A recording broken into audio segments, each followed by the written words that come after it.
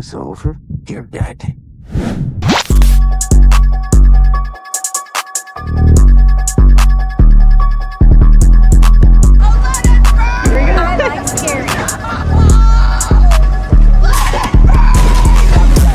What is up, you all? So we know we just recently got the official Black Phone 2 trailer, and it showed a lot. So today we're going to be explaining everything. Before we get into it, definitely smash the like button because it definitely helps, and make sure you're subscribed to the channel.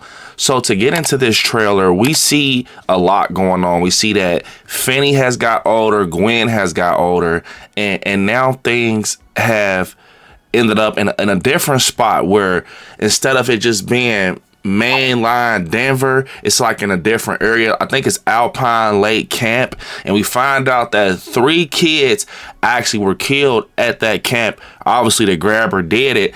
Now, one thing that I've been hearing since we got this trailer for Black Phone 2 is that the grabber is the new Freddy Krueger. He feels like Freddy Krueger, and everything with the story seems like Nightmare on Elm Street. So I'm gonna tell you how it's different from Nightmare on Elm Street. So we know in part 1 of Black Phone that when the grabber took out his victims, they ended up going to like the other side, being like paranormal activity was happening in that basement. You can connect to them, you can see them. I mean, I guess Finney obviously can see the dead, also like Gwen.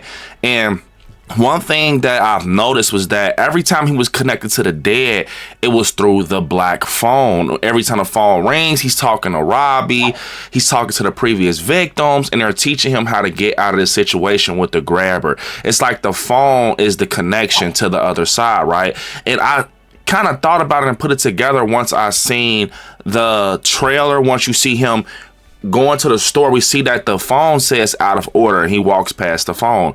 But eventually we see him in a phone booth that's in the same area as the Alpine Lake Camp or whatever, where the 3 kids died, and he picks up the phone, and then the grabber pops up, similar to how in Black Phone 1 that his previous victims pop up once Finney gets the phone downstairs. So I think the phone is the connection to the other side. That's the main thing. That's why the movie is called Black Phone. So what I'm thinking is that the case that's showed right now in Black Phone 2 is a case that happened previously. So we're going to kind of get like a prequel and a sequel, if that makes sense. So what I think is going to happen is that the dead is going to call out to Finney and Gwen, asking for help somehow, some way. Maybe that's why they show that phone in the trailer that says out of order. Eventually the phone rings, and they start looking up history on the grabber and his previous murders. And one thing we did not get in Black Phone 1 was his name. We didn't get a backstory really. Only thing I could take from the grabber was that he was a magician. He had an abracadabra van and the black balloons and the magician hat. That's the only thing you could take from him. Is like, okay, he was a magician, but now we find out that he's been doing this. The grabber actually is notorious for, you know, killing and abducting kids, and he actually took out 3 at the Alpine Lake or whatever, the camp. So we see Gwen obviously get to a point where she's in that area. She's seeing visions of the kids under the bed. She's seeing people chopped up. She's seeing a grabber.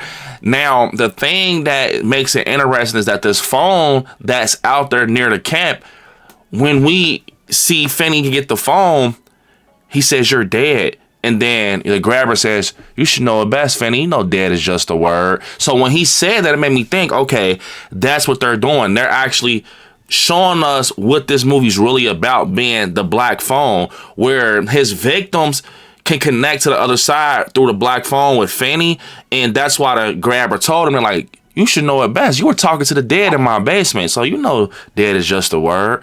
So now the grabbers connected from the other side through the phone. So it's like, in order to connect to him, you got to pick up the phone, which is creepy as hell. Now, moving forward, it was a lot of crazy scenes that I've seen in this trailer, being that we see Gwen at a point almost like she's teleported to the first part of the movie where the basement is, where nothing's going on. There's no graffiti on the walls, but then eventually we see how ran down this basement is with graffiti. It looks old down there. It looks like it has no light. I mean, it already looks like it was abandoned, but it looks even older with the graffiti down there. So kind of showing that, you know, the legend is still there. The legacy is there. That it's a famous basement probably where the grabber was taking his victims, and now she's trying to help these 3 boys get their case solved and help them be freed, because obviously maybe they're calling out for help because of the grabber. And the thing is, I think wherever a black phone is that's where like the paranormal activity is going to happen, because the phone is the connection. Now, pushing forward, when you sit here and think about everything, I think that when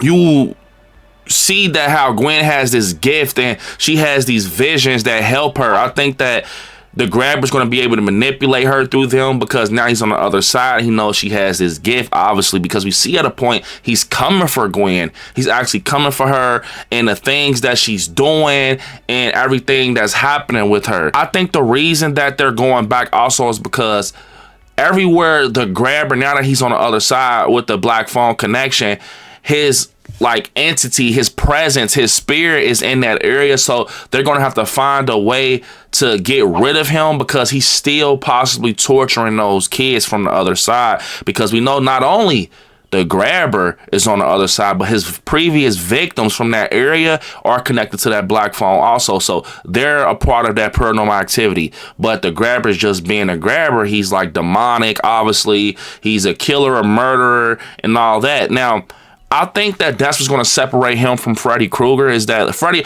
only thing that makes it seem like it's like, you know, Freddy Krueger for real, is that the kids being took out and that little thin layer between like a dream sequence and reality. But in this one, it's like more of like the paranormal side in reality. And one thing I want to say is they've been fed us this in Black Phone 1, where we seen him talking to Robbie on the phone, Finney. He's talking to Robbie. And remember, if you look closely at the end of Black Phone, when Finney gets the phone and he has the grabber in his arms, he says, "I got a call for you," or something like that. And then he hears all his previous victims saying, "Today's the day, motherfucker. Like, you know, welcome to your nightmare." And that's what should have told us that he was about to join them on the other side. Like, literally, like he's now a part of that presence where he can talk, speak, operate just like them. So that is the key point when Finney takes out the grabber and he puts the phone up to his ear. And it's like the phone is a big part of the movie. That's why it's called Black Phone. If that was the case, they would have called it grabber. So the phone is the connection from reality to the paranormal side. So long as that phone is involved, I'm pretty sure they're going to be able to connect with the grabber, the victims. And that's why that phone is just sitting there in the middle of fucking nowhere with some mountains and like a lake. And that's why Finney, they're spending a lot of time in this trailer in the phone booth, because that's how they're getting back and forth to the grabber. I'm not going to lie, man. They're cooking with this. I cannot wait to see what's going on with this movie. I cannot wait to see like how this plays out. I will be there day 1, October 17th. And yeah, man, what do you all think about the trailer? How do you feel? Are you looking forward to the Black Phone 2? I will be covering anything Black Phone related on the channel, just because this is one of my favorite upcoming films that, you know, just came out over the past years. Now we're getting a sequel. And yeah, man, comment down below. Unfortunately, this is the end of this video. I want y'all to hit me up on all my social medias at ILIKESCARY. And we will be live tonight at 8 p.m. Eastern Standard Time for Horror and Chill, talking about some more Black Phone 2. With that being said, I'll see you all in the next one. Peace.